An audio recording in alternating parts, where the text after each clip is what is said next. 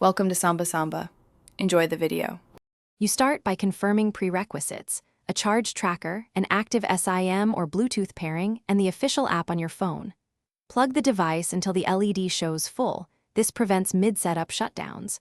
Once done, open the app and create an account so device ID and permissions persist across restarts. Make sure to grant location and background refresh. Without those, real-time tracking won't work. Finally, insert the SIM or complete Bluetooth pairing and verify signal strength before moving on. Next, you configure the tracker. Name it, choose a reporting interval, and draw any geofence zones. Shorter intervals give fresher location but drain battery faster. Select based on your priority. Calibrate motion and orientation through the app, walk, turn, and place the tracker on a stable surface to let sensors settle.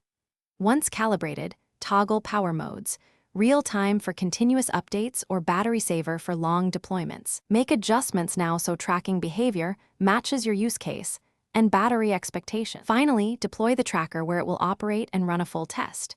Mount it away from dense metal or thick cases that block satellite signals. Trigger geofence and movement alerts to confirm notifications reach your phone. Monitor battery and data usage for a few hours to validate settings. If you lose fixes or updates, reboot the device, confirm the SIM has data and credit, and recheck app permissions and background refresh.